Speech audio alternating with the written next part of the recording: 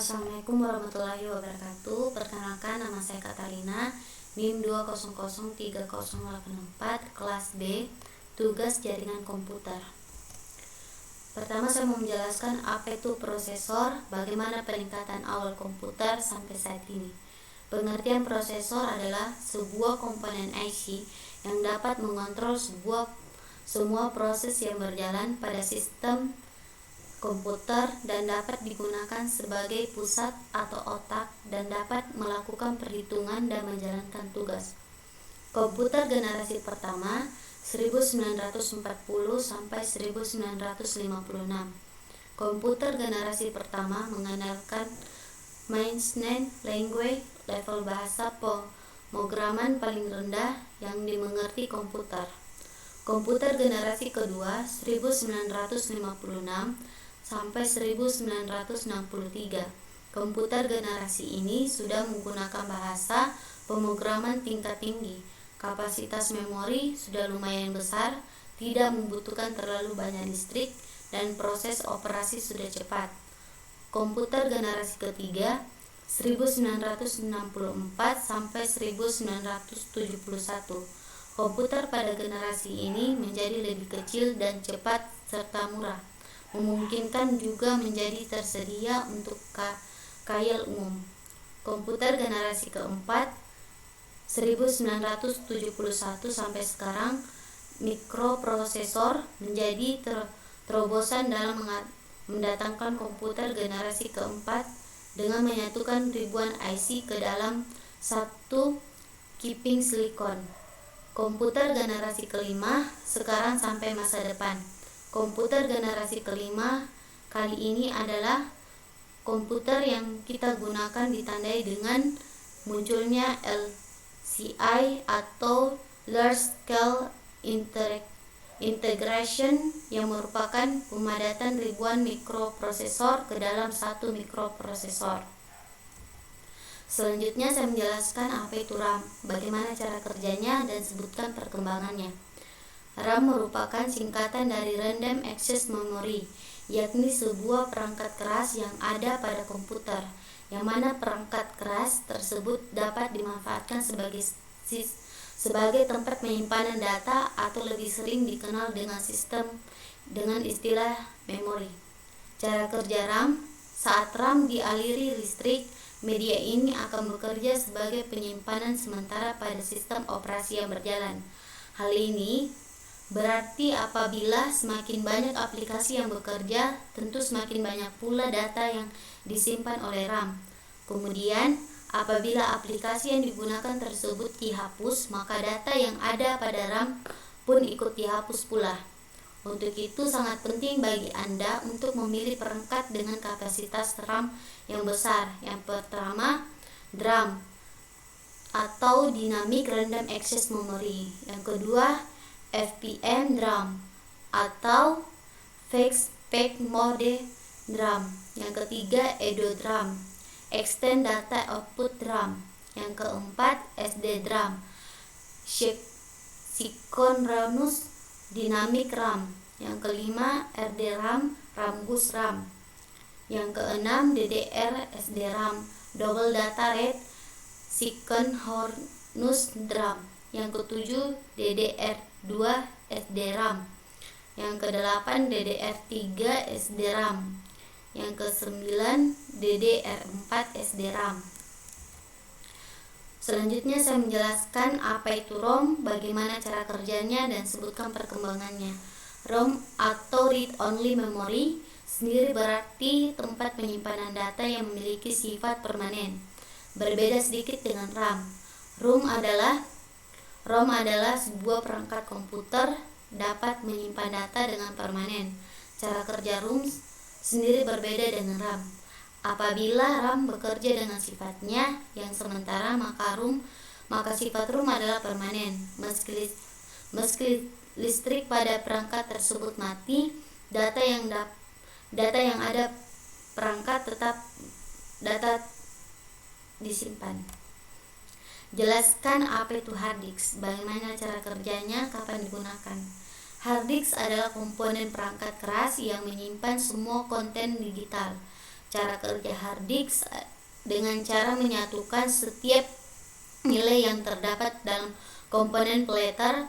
Pada komponen ini ada material yang bersifat magnetik dan berbagi ke dalam miliaran area dengan ukuran sangat kecil, di mana setiap area ini dapat menghasilkan gaya magnet yang digunakan untuk menyimpan hanya satu data.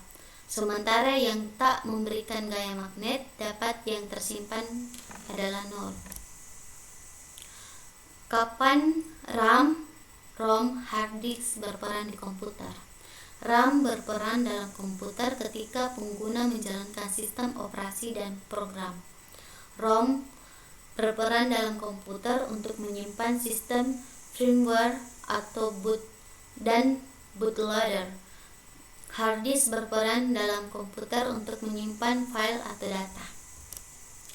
Jelaskan tentang monitor dan sejarah perkembangannya. Monitor adalah salah satu hardware dari komputer. Yang dimaksud dengan monitor adalah output device atau alat keluaran yang berfungsi untuk menampilkan gambar pada layar dan sebagai interface atau layar visual yang menghubungkan antara manusia dengan komputer. Perkembangannya tahun 1955,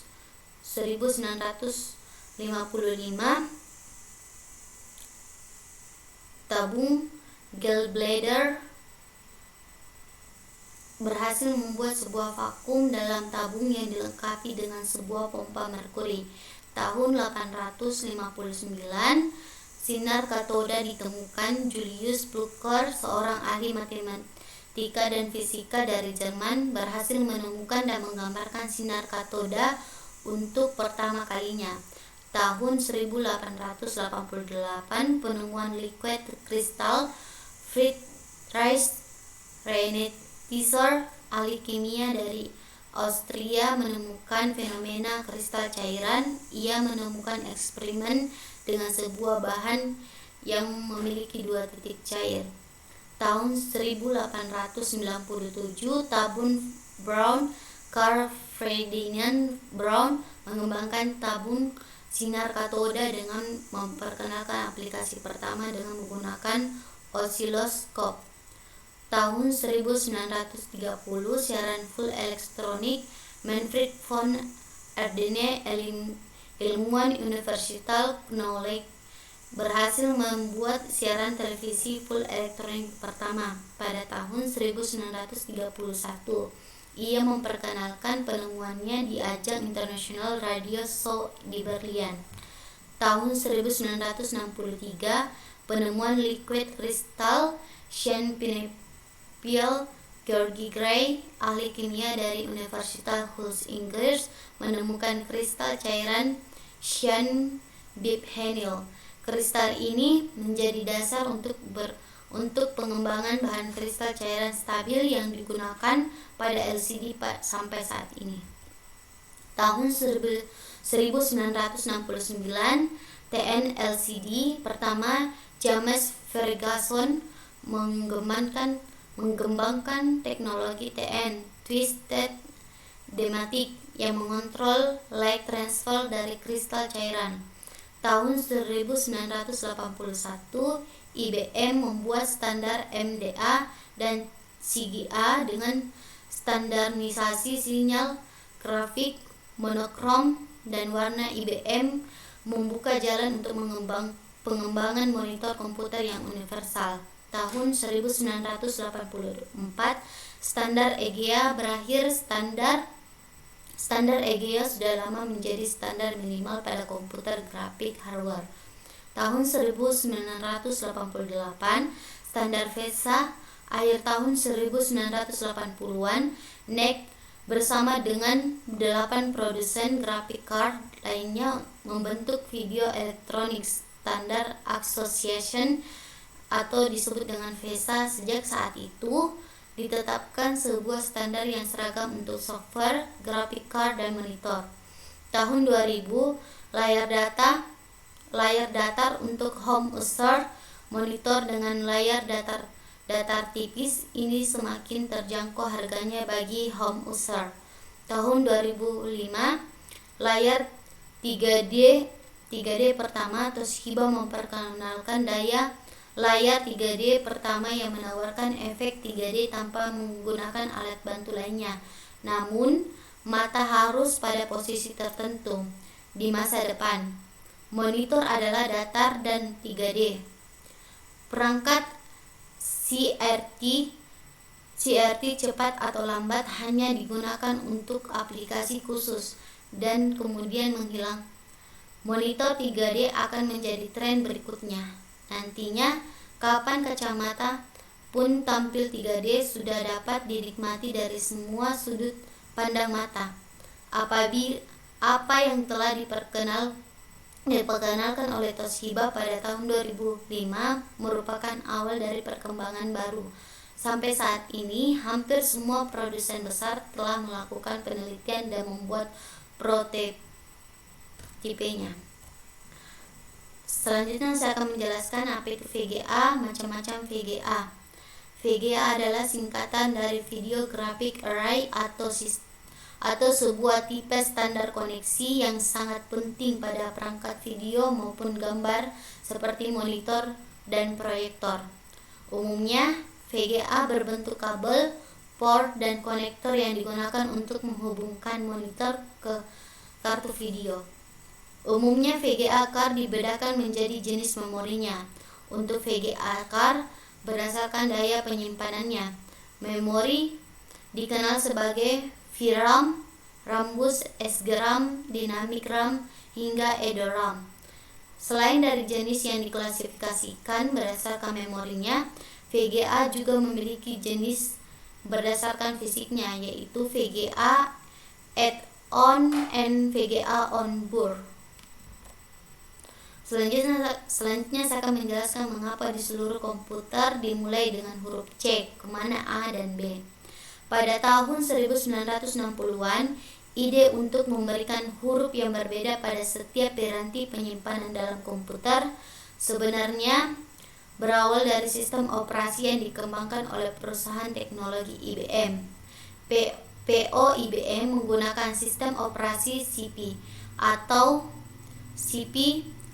M, Control Program for Microcomputer, yang tidak memiliki hard disk. Pada saat itu, komputer PC tidak memiliki ruang penyimpanan memori yang cukup besar. Microsoft kemudian mengadopsi sistem 86 DOS untuk membuat partisi bagi sistem komputer PC IBM atau yang lebih dikenal sebagai PC-DOS. Lantaran harga piranti penyimpanan internal atau hard disk sangat mahal. Setiap komputer PC saat itu hanya memiliki satu floppy drive, di mana floppy drive tersebut diberi kabel drive A untuk menjalankan sistem operasi DOS dan satu slot kedua dilabeli drive B untuk menjalankan program aplikasi. Pada rentang waktu yang sama, yaitu tahun 1980-an, hard disk mulai menjadi standar penyimpanan pada sebagian besar PC. Sistem operasi Windows pun telah ditambah ke komputer. Maka seluruh urutan alfabet tempat penyimpanan ketiga yang berupa hard disk ini diberi label drive C. Meskipun komputer baru yang diluncurkan saat ini sudah tidak lagi menggunakan floppy drive. Tapi jika diperhatikan, ketika ingin memasang floppy drive portable, maka Windows akan mendeteksinya sebagai drive A atau drive B. Sekian presentasi dari saya, terima kasih.